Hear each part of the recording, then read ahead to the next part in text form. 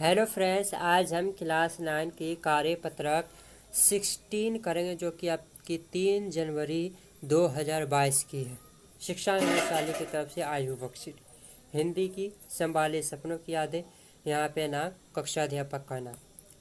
प्यारे बच्चों, नीचे दिए गए गद्यांश को पढ़कर प्रश्नों के उत्तर दीजिए। सलीम अली ने अपनी आत्मकथा का नाम रखा था फॉल ऑफ द स्पैरो। मुझे याद आ गई D.H. लॉरेंस की मौत के बाद लोगों ने पत्नी फ्रीडा लॉरेंस से अनुरोध किया कि वह अपने पति के बारे में कुछ लिखे।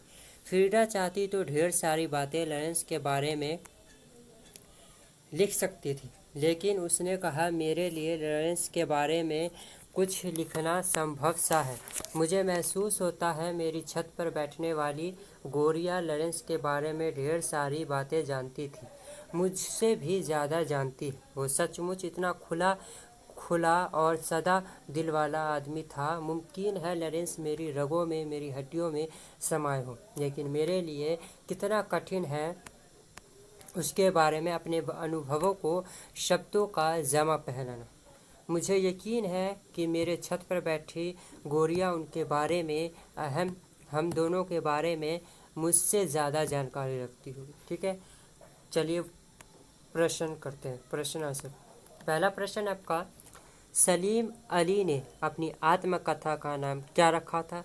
तो आपका आंसर होगा ख, fall of the sparrow. Next प्रश्न आपका, लोगों ने लॉरेंस की मौत के बाद उनकी पत्नी से क्या अनुरोध किया था? तो आप यहाँ से लिखिएगा। लॉरेंस की मौत के बाद लोगों ने उनकी पत्नी फ्रीडा लॉरेंस से अनुरोध किया कि वह अपने पति के बारे में कुछ लिखे। यहाँ तक आप लिखिएगा सेकंड प्रश्न का आंसर। चलिए थर्ड प्रश्न देखते हैं। लोगों के अनुरोध पर फ्रीडा ने क्या उत्तर दिया? तो यहाँ से लिखिएगा।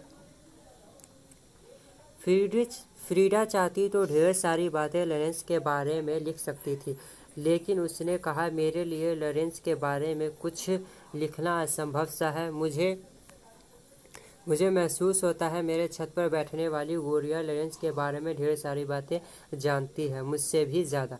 यहाँ तक लिख लीजिएगा। यहाँ से फ्रीडा चाहती है, यहाँ से लेकर ज़्यादा जानती तक, यहाँ तक लिखेगा। थर्ड प्रश्न का आंसर हो जाएगा आपकी। चलिए फोर्थ प्रश्न देखते हैं। लॉरेंस फ्रीडा के जीवन में क्या स्थान रखते थे? तो यहाँ से लिखेगा। आपका आंसर होगा लॉरेंस मेरी रगों में, मेरी हड्डियों में समाया हो। यहाँ से लेकर यहाँ तक आपका फोर्थ प्रश्न का आंसर होगा। चलिए नेक्स्ट प्रश्न। असंभव का विलोम शब्द क्या होगा? अप्रतिम, संभव, अनिश्चित या अनोखा? आपका आंसर होगा ख, संभव। असंभव का विलोम शब्द होगा संभव। ठीक है, नेक्स्ट प्रश्न है आपका, मुमकिन का विलोम शब्द क्या होगा? नामुमकिन। ठीक है, मुमकिन, नामुमकिन। विलोम शब्द तो आपने पहली 5वीं से ही पढ़ना शुरू किया होगा, तो आपको पता होगा विलोम शब्द कैसे होते हैं, सीधा का उल्टा। ठीक है, नेक्स्ट प्रश्न है, पक्षी शब्द के 2 पर्यायवाची शब्द दीजिए। पक्षी शब्द के आपको 2 पर्यायवाची शब्द देने हैं। पहला होगा आपका चिड़िया और दूसरा होगा नभचर। आप चाहे तो इसके कई उदाहरण ले सकते हैं, लेकिन इसमें आपको 2 ही पूछे गए हैं, तो आप 2 ही लिखिए, चिड़िया और नभचर। मैं लिख के दिखा देता हूँ आपको।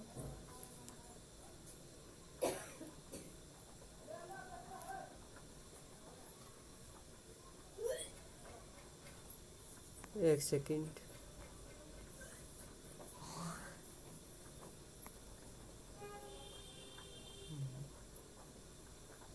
चल, नभचर हो गया, और दूसरा आप लिख लीजिएगा